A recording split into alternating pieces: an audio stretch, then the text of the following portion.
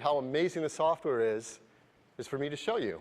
So I'm really honored to be the first to show you the new iWork applications on the tablet. So here we go. I get to sit in the chair. Let's launch Keynote. Keynote runs in landscape orientation because that's the way our slides are. Our slides are designed horizontally. And when we launch into Keynote, the first thing we do is we see our slide library. This is a library of presentations that we have created in Keynote. I can create a new presentation by just tapping a button to do so, and I have access to these gorgeous templates, just what you would expect in Keynote. I'm going to go into this first presentation, 7 Wonders of the World.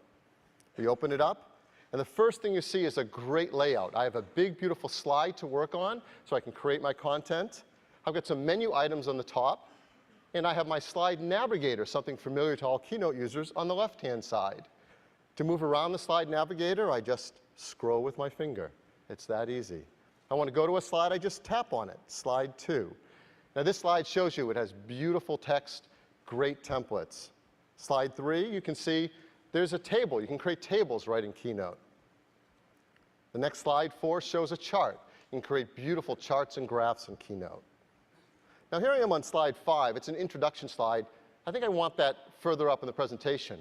How do I move a slide around in the navigator without a keyboard or mouse? It's really simple. I'm going to hold my finger down on it. It pops up out of the canvas, and I drag it wherever I want and let go, and now I've rearranged my slide.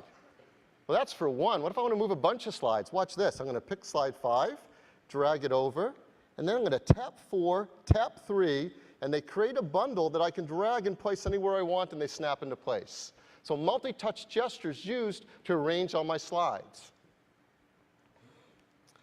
Slide 8 shows we can have incredible graphics and photos on this. Well, how do I get them in? I've got a media navigator. I can get right into all my content, like my photos and my photo albums, and just bring them right on. And when I bring the photos onto a slide, how do I move them around? Of course, I use my finger. I just tap on a photo, and I can drag it around, place it wherever I want, get those convenient guides that I'm used to help me align things.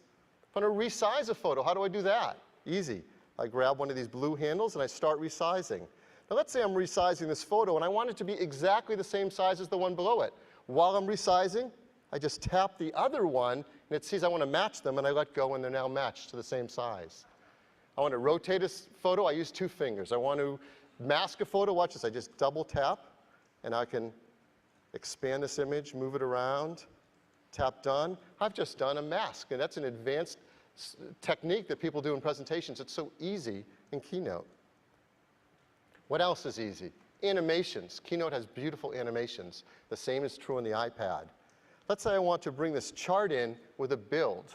Well, I go into animation mode. It's a button on the top right. And I see there's no build-in assigned yet, so I'm going to tap the build-in button. And I have access to all these great animations. Let's do a scale, and it will automatically preview that scale. I use the same technique if I want to create transitions on slides. In animation mode, I tap the slide. I see that there hasn't been a transition set yet, so I select it, and I have great transitions. Let's pick the cube, and I'll preview that as well. So very quickly and easily, with just my finger, I'm doing very advanced slide animation techniques. Whenever I'm ready to present, I start wherever I want. We'll start with slide 6. I hit the play button.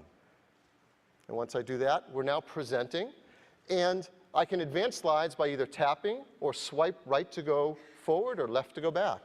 So I tap to go to the next slide, tap to bring up that chart we just animated, tap to do that cube transition we just did. Now watch this one. When I tap, that's called Magic Move. Automatic animation transitions created in Keynote. A very advanced feature. That's on the iPad as well. Look at the quality of some of these graphics and transitions. They're just beautiful.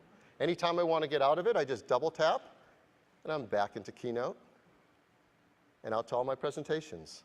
So that's a very quick, brief view of Keynote and all the power it has on the iPad. Now let's go to Pages. Yeah. Like Keynote, with Pages, I see a library of documents that I've created in here. I also can get access to a lot of templates to start anything new. Let's go into this first one, Life in the Serengeti. Again, this is a document that was created right on the iPad. It's beautiful. I can scroll through the texts and headlines and copy. If I tap anywhere in the text, up pops my keyboard, and down comes the ruler. It's the most beautiful ruler you've ever seen in an application. It gives you access to your most needed formatting commands. If I want to just focus on typing, I can turn it horizontal. And I get a bigger keyboard, and it's all focused on the text. Now, scrolling up and down is something I can do easily with my finger, as you see. But if I want to even get through the document even quicker, I've got a new tool called the Page Navigator. I hold my finger on the right, and now I see a smaller version of each page. I can go to whatever page I want. Let's go to page 6. Now, here you see something really advanced happening. We're seeing automatic text wrap around a graphic. I can hold down on this giraffe's head and start moving it around, and you see the intelligent auto wrap happening. I can tap on the text to type, or I'm going to tap the info button on the top to bring down a control panel where I can set a whole bunch of things. Formats, I can create outlines, I can even affect the layout of this text. With one tap, I'm going to make it a 2-column format.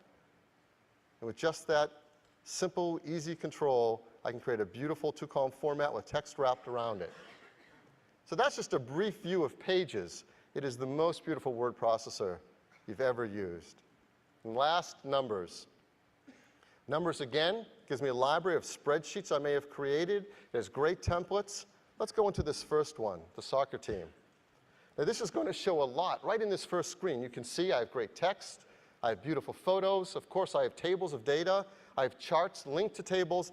I even have tabs along the top. So one document can actually hold many spreadsheets.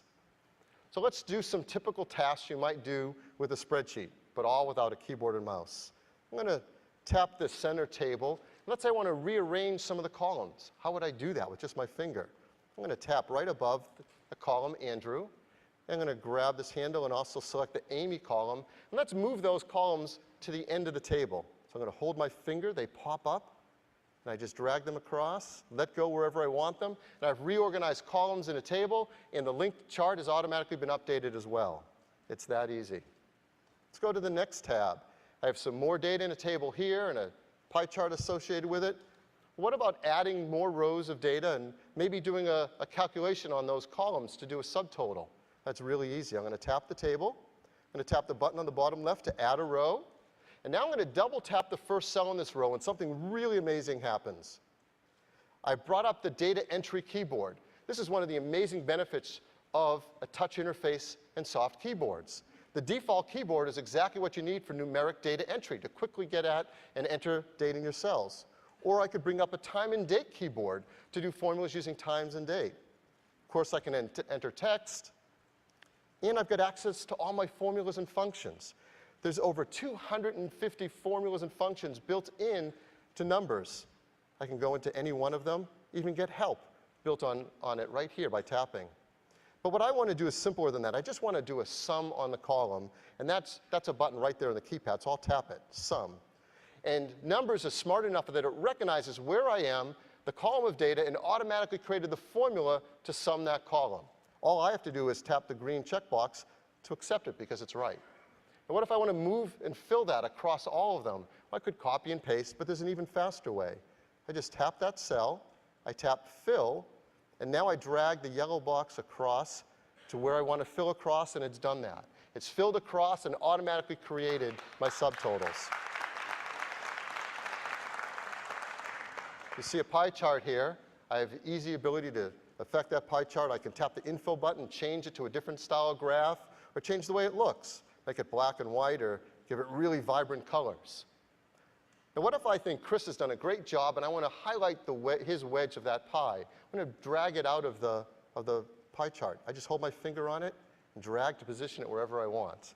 Again, things that are hard to do on a spreadsheet with a keyboard and mouse are really easy to do with this touch interface. Numbers are so powerful. You can create spreadsheets like this one that has formulas, checkboxes, ratings. I can even take a table just like this one, and in one simple tap command, create a form. Now, all the data in that spreadsheet is represented as a form on the tablet that I can enter. I just hit the arrows to move between the different records. I can decide that Andrew here has done a great job goaltending.